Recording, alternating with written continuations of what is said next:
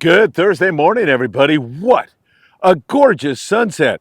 I almost can't wait to get down to the beach. It looks so beautiful. I see pelicans hitting the water.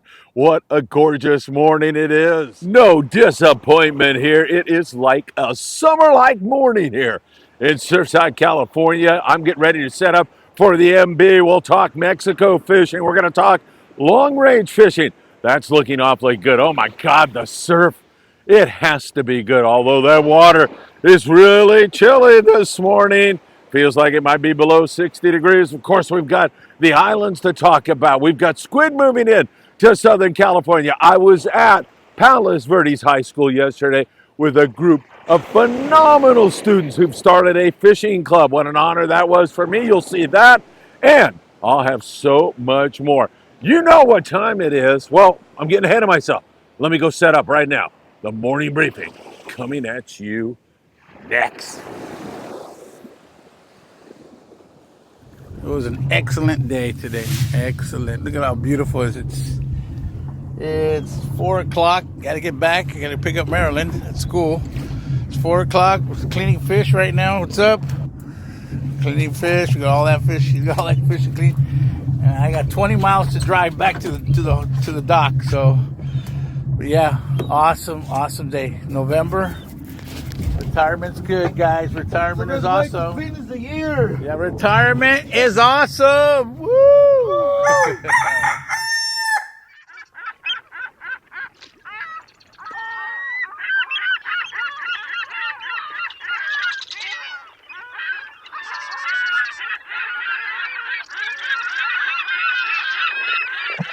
Hey, good morning, my dear friends, and welcome to beautiful Surfside, California. It can't get any lovelier than it is. What a sunrise. Look at that ocean. It is totally different than yesterday. There's no wind here at all, and it's kind of warm. There's a little chill, like a fall chill to the air, but the warmth is already starting to come through, and it is absolutely gorgeous. No disappointments. I'm feeling so blessed to be standing here with that as the backdrop. It is really great to be with you all. All right, we've got a lot to talk about. Long range, we'll talk Mexico fishing. We're going to cover the islands here. Are those yellows ready to bite? Down south at the Coronado Islands once again. We've got a lot of local fishing to talk about and a beautiful weather forecast through the weekend. It's going to be great. You know what time it is. It is time for the morning briefing. Good morning, my friends. So great to be with you. If you don't mind, hit that like button, share these videos with a friend, subscribe to the Friedman Adventures YouTube channel, and tick that little bell. You'll be notified when there is new content. Also, you can catch us over there on Facebook, on Instagram, on TikTok, and on Apple Podcast and Spotify. So great to be with you all on a pristine and gorgeous morning here in Southern California. And it is like this down in Baja and several other areas. It is just one of those fall days that you've got to take a moment and really appreciate, feel gratitude for this beautiful scene. All right, so much to talk about on the lead-in. You saw Louis Prieto from It's For Reals Sport Fishing down there in beautiful Ensenada, putting the hurt on the rockfish in the shallow water, fishing like 60 to 120 feet of water with Gerardo. They really had a great trip, put the wood to the fish, and had a lot of fun. And Louis, he just sold his bar down there in Ensenada, the Tequila's bar. So now all he has to do is go fishing and take you fishing for that matter. Louis is a great guy, good, hard fisherman, knows his stuff. More importantly, it's a ball to fish with him. Ensenada, It's For Real Sport Fishing. Louis, it was great to see you the other day, that is for sure. Paulina, my co-host when I'm in Mexico, is down in Cabo San Lucas right now. So hopefully we'll be able to hook up for a live update here shortly. And when I say shortly, in the next 48 hours or so, I'm going to try to hook up and get a fish report, a Cabo report from Paulina. That should be great. We spent some great times with her mom, her aunt, Foca, the captain down there, Ihara, new lady captain, rumored to be the first lady captain in sport fishing. Spent a great time down there at Juanitos, Botes Juanitos, the other day in Ensenada. That was a lot of fun. And don't forget Zeke down in Ensenada. He's got that little resort, we'll call it, just outside of Ensenada. It is a great place that I know you're going to enjoy. It's about 15 minutes from downtown Ensenada, but it feels like it's a million miles away. Call Zeke and get a reservation and check that out. All right, so let's go south of the border. We kind of already hit on the Ensenada situation. We know what's going on there. Out of San Quintin, they're still looking for that yellowfin tuna. An occasional catch of a yellowfin is really out of the picture right now as that YFT has moved on us. But with this gorgeous weather, who knows? Maybe we'll get back to it. Out of San Quintin, excellent bottom fishing and some big halibut. And there's some yellowtail fishing also going on down there, located about 140 miles below the border is where we are finding it. The Ensenada boats that we're looking at Colonet may well give it a look again. Punta Colonet is located 120 miles below the Mexican-American border, about 50 miles below below Ensenada. And previously, the guys were picking up some nice bluefin tuna down that way. It kind of got sporadic and wasn't as consistent as it once was, but we'll keep our eyes on it and see where it goes from here. Stay tuned at the end of today's report because I'll run my little presentation. It was a quick one over at Palos Verdes High School with Alex the intern there and Nick and so many other great kids. You know what? I'm feeling like our future here in the USA is really good because as I interacted with those kids, they were so courteous, so welcoming, so interested in the sport of sport fishing. It was an honor and a pleasure to spend a few moments over there at Palos Verdes High School. Think you'll enjoy it. Stay tuned for that at the end of today's report. Let's go to the Independence and talk some long-range fishing. Let's talk long-range in general, then I'll come back and focus in on the Independence in general. We still have some good wahoo fishing going on in the Alejos Rocks region and in that very same zone. Alejos Rocks, we are seeing some good yellowfin tuna fishing. It's been a long time since we've had that YFT at the rocks. I don't know why they disappeared from there, but they did. And people are scratching their head, wondering, would they ever come back? And the answer is a yes. A really, really big time yes, because that yellowfin is biting really well. There's other places like San Pablo Bay and other areas where that YFT has been biting really, really well. So we see good fishing on 30 to 70 pound yellowfin tuna in this zone with that wahoo and yellowtail also. Now down below on the lower banks, that's where we're seeing some really big yellowfin tuna. The American Angler the other day had a couple over 300 pounds. Several fish here recently in the last 48 hours up over the 200-pound mark. Spirit of Adventure, the American Angler, and a couple of other boys have been on that big fish. So that is certainly good to see that biting. Yesterday on the Independence, they rolled into the beach. Sometimes at the end of a trip, they will go into the beach and see what they can come up with. And what a fun day on the Independence yesterday. I mean, really, really fun. Catching pinto bass, calico and sand bass, halibut, all kinds of other species. That mixed bag fun fishing as a way to kind of just decompress from some outstanding, wonderful, big game fishing before they kick it for the barn and start heading home. So that's what they're doing on board the Independence right now. They are starting to kick it for the barn, and they'll be in here, let's see, Saturday morning, I believe, is when they will be in here. So really great stuff. Long range fishing, fantastic right now. It is hard to beat what is going on there. Hey, if you got some tax issues, you're going to want to turn to a guy who's been doing taxes for 35 years, the tax man. I'm not talking about great white shark. I'm talking about Tim Marquez. Give Tim a call today. And for your heating and or air conditioning needs, there's nobody better than John Lopez. John will handle it all for you. I highly recommend at this point that you go over and watch our video on Natalia in Mexicali, Mexico. She is a 2-year-old angel Down syndrome kid, beautiful kid, but she needs heart surgery, and the family in Mexicali is trying to raise money to support her. So take a look at that, please. Please, if you can give something to them, it would be deeply appreciated. All right, let's talk about our bluefin tuna offshore in Southern California. I just talked to Max, Captain Max Nui, on board the Pacifica, And Max said they've lost a smaller bluefin tuna here this morning. Spotter planes were up yesterday looking for that yellowfin tuna south, which was once down below San Martin and San Quintin. It had slid down to 180 miles, but it's kind of given us the slip for right now. So we're not seeing it at all, that yellowfin tuna. A little bit, but not much at all. Not like it was where it was full speed, great YFT fishing. It seemed like that water temp started to cool down.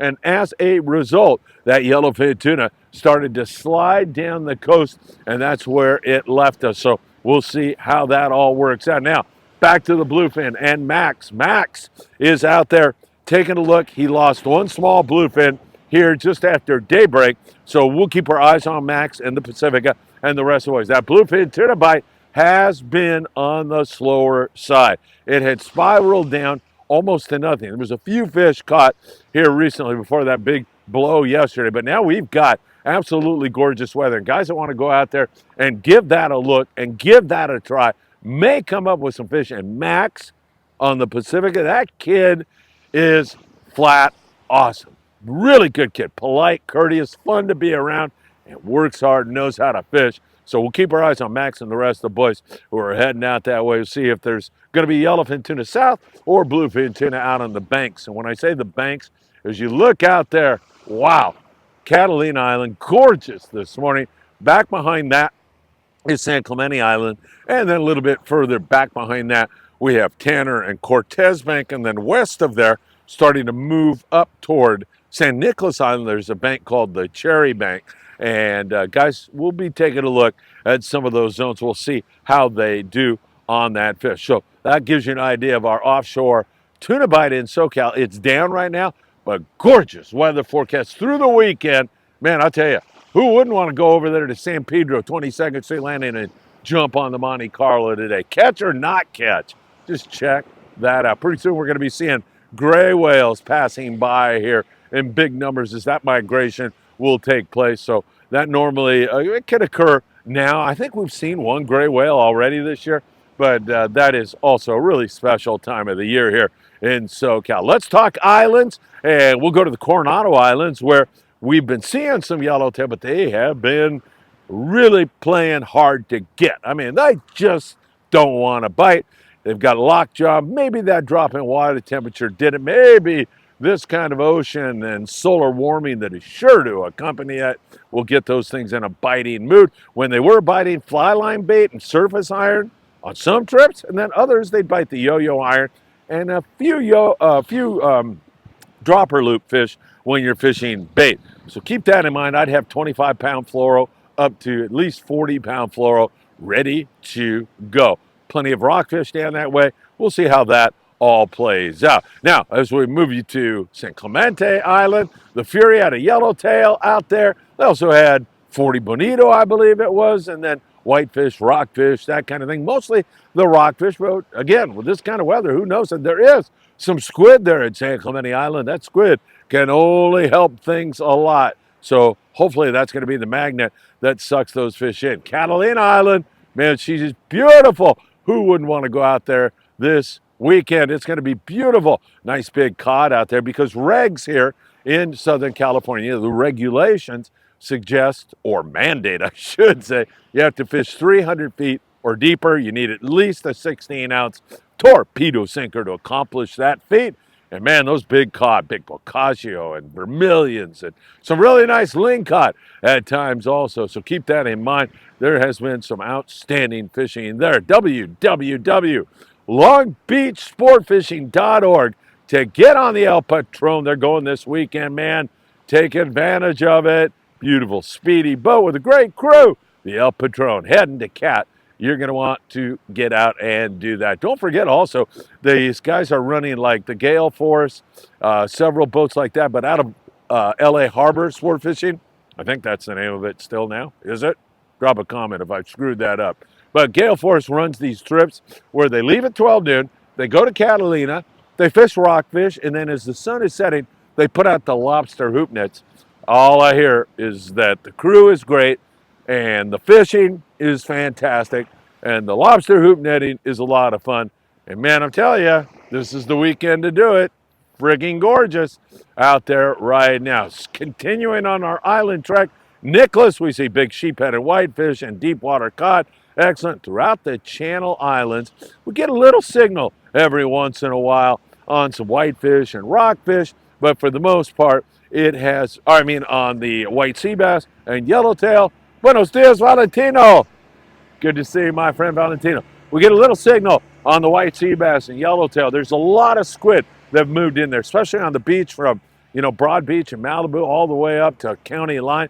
But we are seeing more squid, so that is sure to attract some predators, and maybe we'll get going on some sea bass, halibut, yellowtail here in the very near future. But mostly rockfish, providing great table fare for everybody in the Channel Islands. The Island Spirit is going this weekend, and man, I'll tell you, fishing with Daniel Hadaway and his great crew out of Ventura Sport Fishing is a pleasure. You should give Saul a call. He's up in the office right now, kind of lonely. He's looking for a phone call from one of you. 805 676 3474, or just go to venturasportfishing.com and leave Saul alone. Just kidding. Give him a call this morning. Kids fish free this Sunday. Island Spirit, good rock fishing up there in Santa Barbara, and continued great fishing up there in Avila Beach and Morro Bay.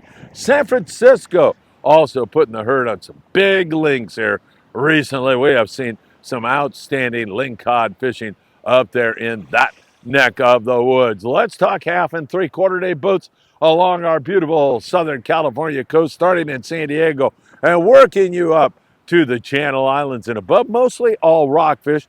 They do catch and release some short calico bass down there out of Dana Wharf Sport Fishing. There's an occasional halibut that is biting down there in San Diego, and you'll see it up here once in a while out of Long Beach and surrounding areas. Some twilight bass fishing also out of Marina del Rey, but predominantly rockfish, predominantly, bocaccio and reds, and some guys stay along the beach and catch whitefish and some sheephead. Nothing wrong with that, providing excellent table fare for each and every one of you. Coming up at the end, my presentation at Palos Verdes High School yesterday. Great kids. Really, really enjoyed my time there on campus. It was a special moment for yours truly, and it's coming up next. In the Southern California surf, I'll take you down to Big Fish Bait and Tackle in the beautiful city of Seal Beach, California, right there in the corner of PCH and Seal Beach, and they got all the bait you'll need for a successful outing. On a day like this, man, you are blowing it if you're not fishing here today. It is pristine beautiful. You know the bar perch are going to be biting with that cooler water temperature that my little tootsies just experienced a moment ago. It was chilly. Felt like 58, 60 degrees, something like that. Bar perch hopefully are biting in here. But as my friend John Garma told me yesterday, the halibut in the Long Beach area, fishing the Lucky Craft. John Garma, way to go.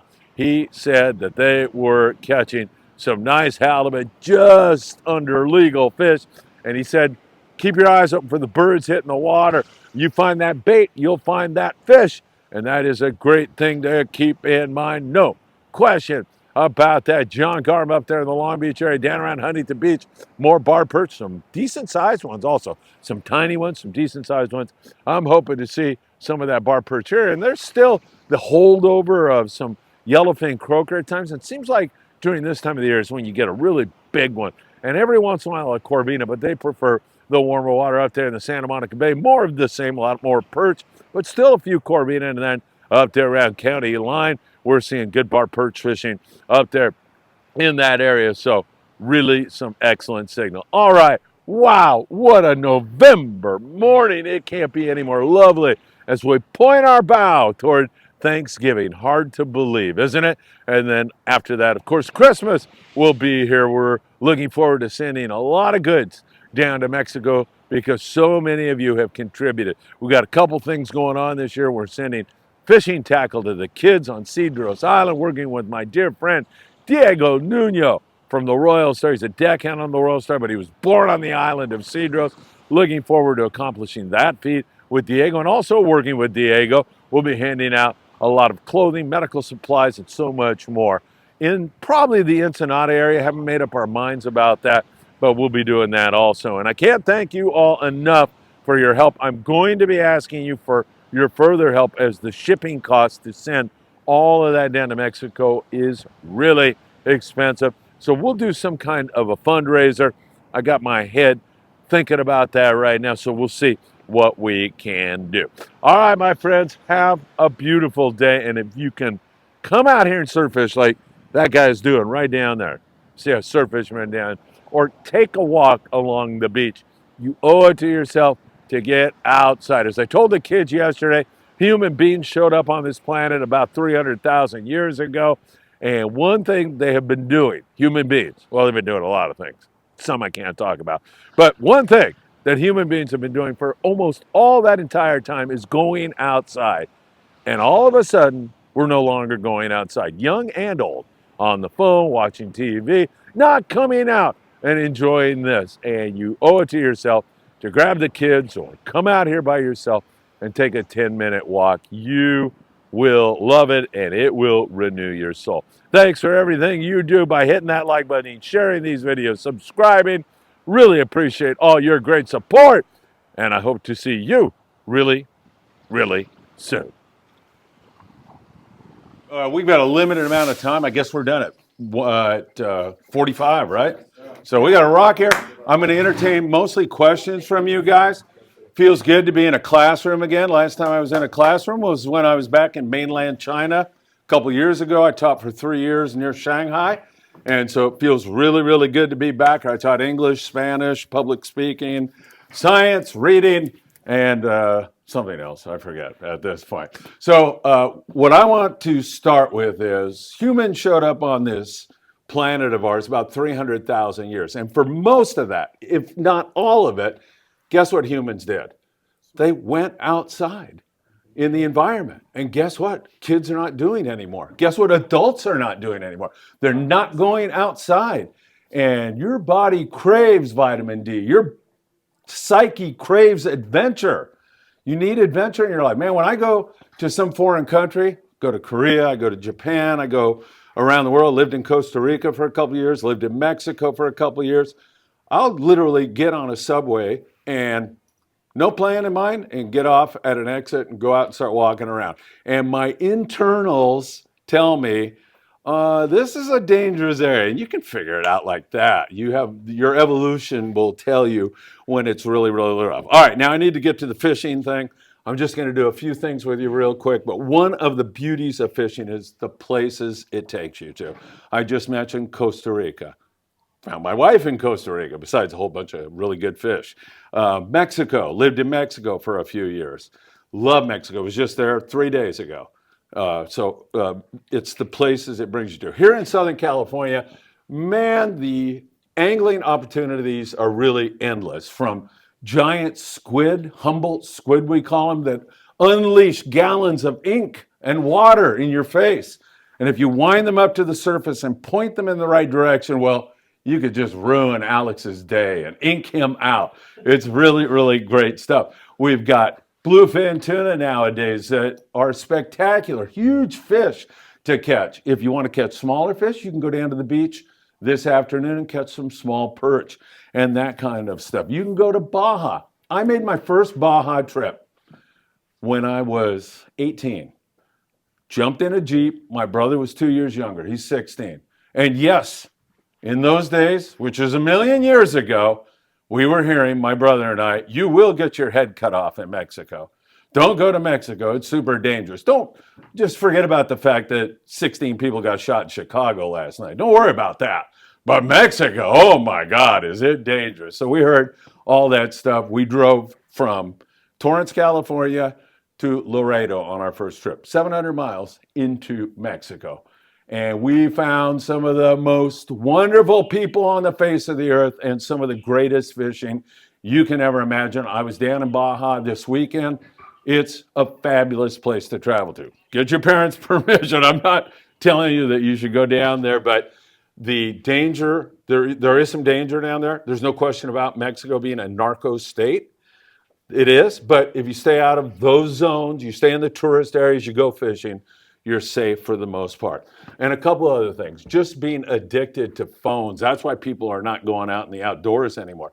Whenever you find an addiction, you can be sure of a few things. One, there's somebody making money off you, whether it's alcohol, whether it's drugs, whether it's scrolling on your phone, somebody's playing you for a sucker. Somebody's playing us all for a sucker.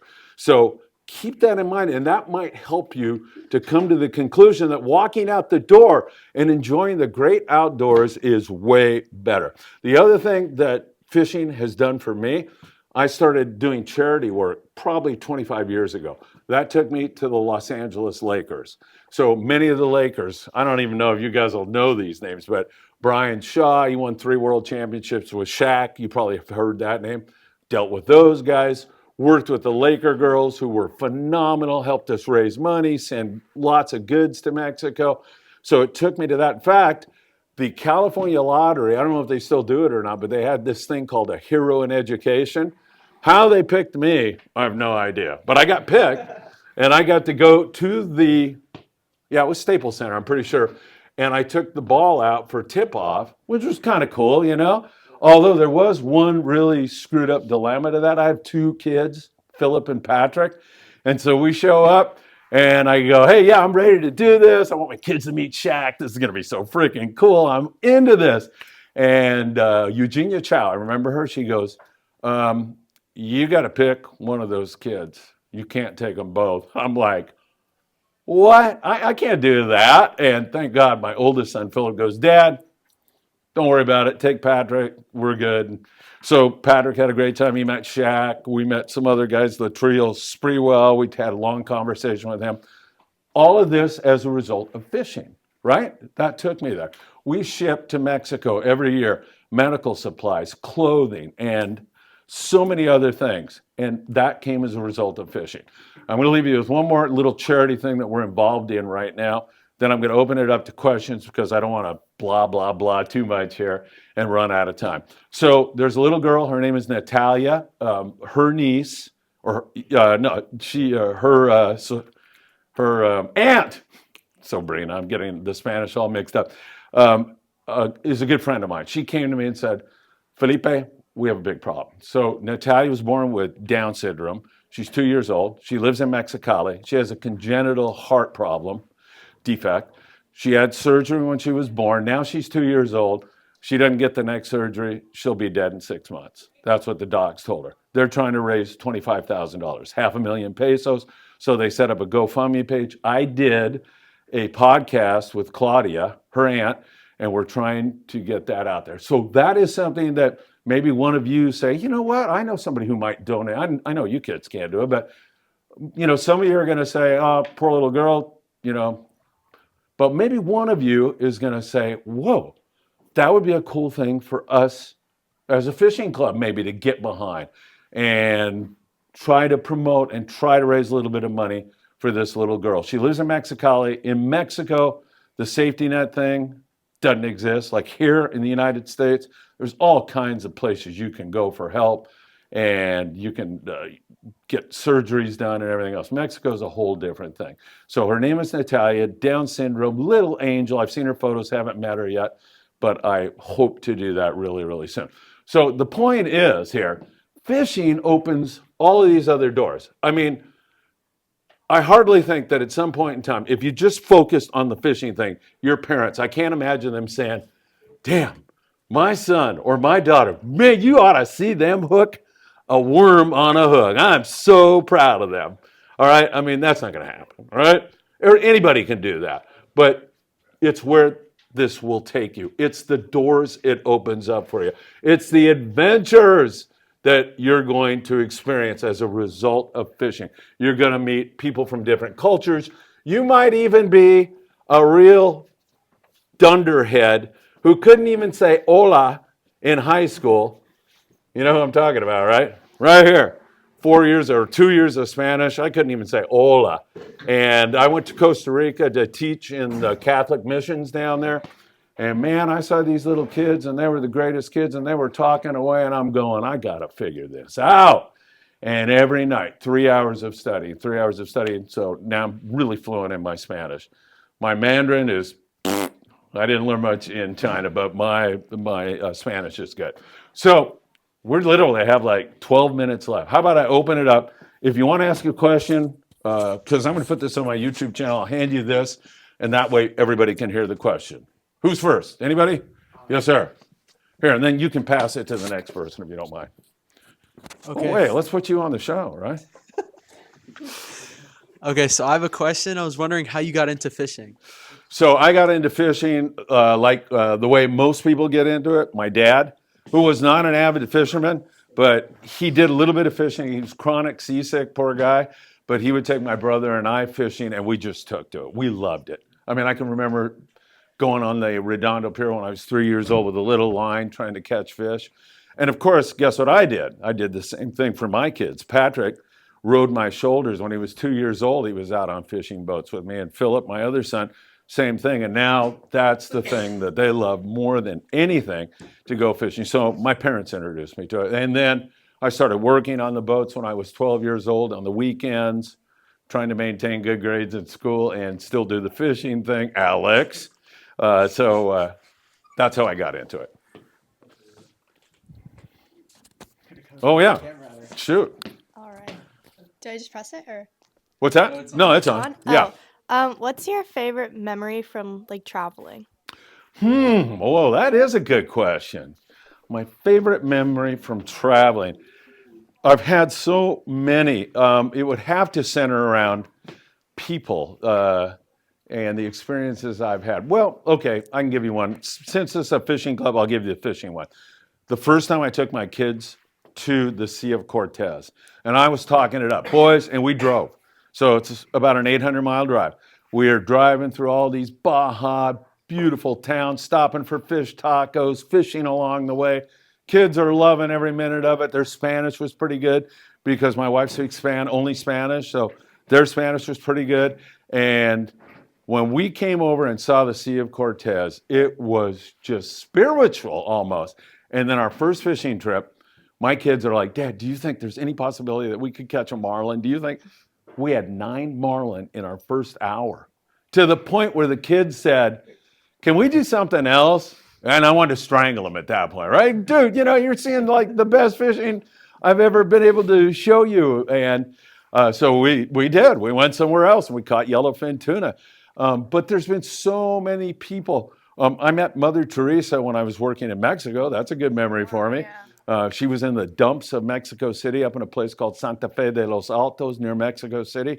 And I was working with the Sisters of Caridad, Sisters of Charity. So I met Mother Teresa. I've met so many great people. The owner of the Rosarita Beach Hotel passed away about a week ago, and he was a dear friend of mine and a great guy, part of the reason I was down in Baja over the weekend. So I think, the fishing, some of the other things, but just like those adventures. I'll give you one more quick one for you. All right. So we're driving, and I'm like, we're in Mexico, and sometimes you got to be careful about your gasoline. You got to get gasoline. So I blow by this gas station. I go, there's another one up 50 miles. We're good. Guess what? We get to the freaking gas station, and they're out of gas. And I do not have enough gas to go back that way. Philip is about 9 years old. So I go, Philip, here's what's going to happen. Because I was just driving, and Patrick's, really young, like 6. I can't leave your brother alone. I'm going to talk to a Mexican trucker. You're going to get a gas can. You're going to go up to the next town. You're going to jump on with another Mexican trucker, and you're going to come back here. He goes, I'm not doing that, Dad. And I go, yeah, no, you're doing that. I don't know what else to do. You're doing that. Unless the guy can take all 3 of us, I can't leave your little brother alone. I'm not doing that, Dad. So I'm literally laughing. And Patrick, my younger son, thinks I'm laughing because it's a joke. I'm laughing because I don't know what the hell I'm going to do. That's why I was laughing. And I'm driving down the street. I look over, and there's a guy with a huge sign that says gasolina. And I'm looking. He has these huge tanks. And I pull over, and I go, how much? And the price was like the same. And I go, how much water's in that? And he goes, it's good. I'm telling you the truth. So he filled us up. We got out of that predicament. And my kids, definitely, Philip has never forgotten that because he thought, he's going to stick me with some guy I don't even know and make me go to the next town. So that was that one. Anybody else? Pass that mic right to that gentleman. Thank you. Great questions, you guys. What's the biggest? Oh, You gotta turn the camera. what's the biggest fish you've ever caught? So that would be probably like mako shark, around 500 pounds, I would say. That came in my commercial fishing days. So commercial fishing is when you go out to sea, You catch fish and then you come back and you sell them. I did that out of Redondo, and we had this like friggin' Jaws type shark swimming around, and we're just looking at it, let's catch that thing, man. That's good fish, and we can sell it when we get in. And we had a bunch of rock cod already on the boat, so we caught that giant. You've got to be super careful because you can never assume that they are dead. So when they're on the deck, you just have to be really, really careful. So most of the time what you have to do, I don't know if this is, well, I might as well tell you what you have to do. You have to get the head off the body and then put the head somewhere like in an ice chest or something. So the head is away and then he can't bite you anymore. So like that, I've caught like some big marlin, like some 200, 300, 400-pound marlin. Tuna, I know people like you guys probably have a bigger tuna than me because now that I'm doing Friedman Adventures on YouTube, when I go fishing, I film. I'm after content. So I don't even fish with these bluefin anymore. Once in a while I'll do it, but usually not. I'm after content. I'm after seeing you catch your first fish and making sure I have it on video. So that's it. I think we have another question over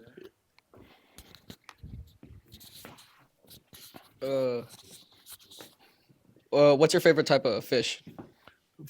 Fish to catch? Yeah. Okay. Probably, I love tuna fishing. I love yellowtail fishing a lot. I love rock cod fishing, which most people see as like, what's the sport in that? They're dumb, they're on the bottom, you just reel them up. I don't know why. I think it's the mystery of what you have because there's so many different species. I think we have over 100 species of rockfish in Southern California. So it's that mystery, like, what is it? This feels really big. I like that. I just like fishing. I like being in the outdoors. I like the people that go fishing. Every once in a while you got a jerk on there like Alex, but what can you do, I'm kidding. Alex was my intern when I first started this podcast like 3 years ago. And so Alex and I go way back. But I like calico bass fishing is fun. I really love surf fishing. So fishing from the beach. In other words, just walking down to the beach and casting out. Catching perch, corbina, a myriad of different types of fish in the surf. I really like that. One reason, because it's so easy to do. I can go do that after I say goodbye to you guys. Hey, see you later. And then I can run down to the beach and still be home to do what I've got to do, and do my thing. So I don't know that there's one particular fish that I like. I do like the hunt for tuna, like being offshore and then hunting for them, like looking for birds picking at the water, looking for a fish that jumps out of the water. And then that anticipation, man, I see him over there. And then you start going over there and, your heart starts to race and your adrenaline starts to pump. It's really, really fun, that hunt whole thing like that. Anything else? Yes, sir. I thought you were here just for the pizza, too. No. That's what these guys said. Do you like to spearfish? And do you like to spearfish and dive? No, I'm way too big of a chicken for that, to be honest Have you with ever you. been diving before? No, I haven't. And I just haven't. But I know a lot of guys who do that. In fact, there's a new film out called Ghost of the Pacific. And it's all about, it's in part about spearfishing for white sea bass here off the Palos Verdes coast. And I just did a podcast with a guy who did that film. Those guys are awesome. I mean, they've got to hold their breath. They've got to be super stealth in the water. It's really good. Now, I'll tell you a story. I'm going to butcher this guy's last name. His name is Al Schnipperschnoff, something like that. He's a phenomenal spearfisherman. The fact, I told you I'm a chicken. I don't like going in the water. I don't. I've seen sharks swimming around there. I'm some little fish comes up and I'm screaming like a little baby, I'm over it. This guy went to Guadalupe Island with his father when he was 9 years old. His father was swimming there at Guadalupe Island, was attacked and killed by a great white shark in front of Al when he was a 9-year-old kid. And he has made his profession spearfish. I have no idea how I couldn't get past that. I don't think I could ever get past that. But Al, I guess you have to kind of congratulate him for overcoming that fear and everything and overcoming, his father embraced it, loved to do it and everything else, but I don't know, man. So yeah, no, Too big a chicken for that. Yeah. Anybody else? Anyone else have questions? What, that's it? We're out of time? Yeah. We're out. Hey, you guys. Love you guys. Hope you keep it going. And you can see yourselves tonight on Friedman Adventures. That was a lot of fun. And like I said, it's great to be in a classroom again. I miss that very, very much. Thanks, everybody.